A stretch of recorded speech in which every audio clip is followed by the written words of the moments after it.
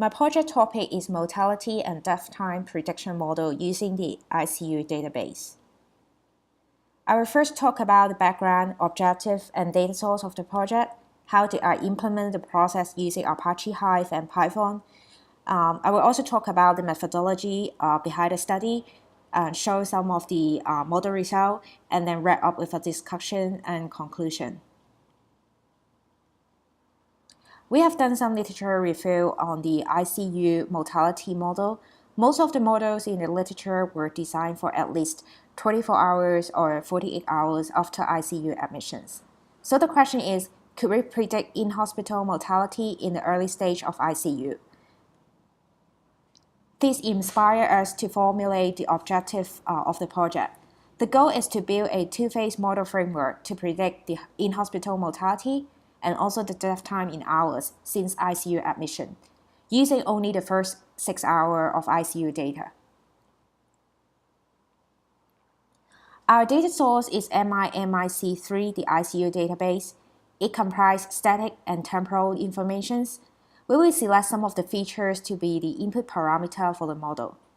And then we will use the model to predict the mortality label and also the death time labels for the dead patients.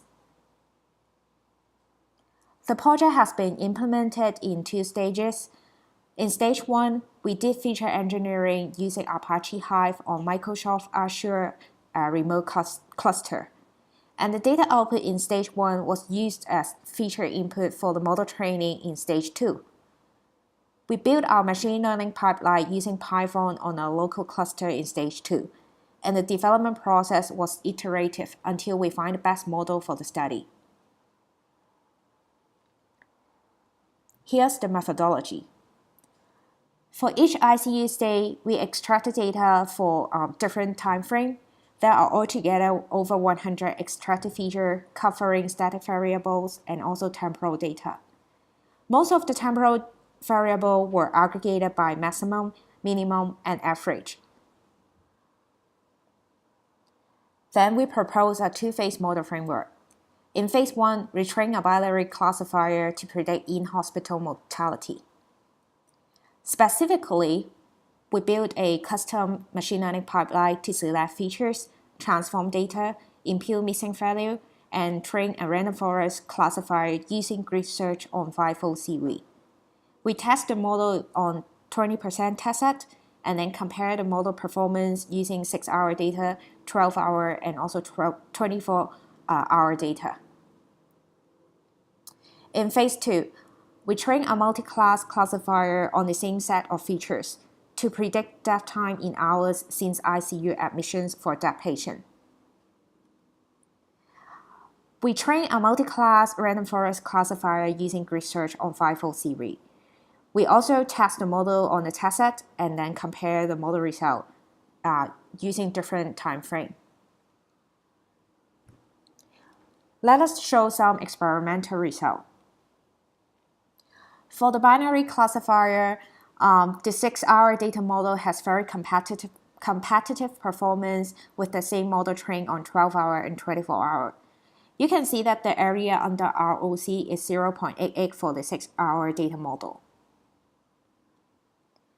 And for the multi-class classifier, we use micro-average area under ROC to evaluate the model performance. The 6-hour data model has AUROC 0.77, which is also very close to the same model trained on 12-hour and 24-hour data. So let us wrap up with the discussions and conclusion. The first question is, can we use regressor instead of classifier to more precisely predict the death time in phase 2? So in the POC stage, we have trained a regressor using the same set of extract features. However, the performance is far from satisfactory. And we speculate that the problem is better to be formulated as a multi-class classification problem instead of a regression problem. And second, can we use LSTM to handle time series data instead of using aggregation of features? So in the POC stage, we train one LSTM model for each of the high temporal data, such as heart rate and blood pressure, and then we ensemble them with the random forest classifier trained on other features. The result is very competitive. The initial performance is around AUC 0.8. And we expect that if we could have more time to train LSTM model, it could actually help to improve the model performance.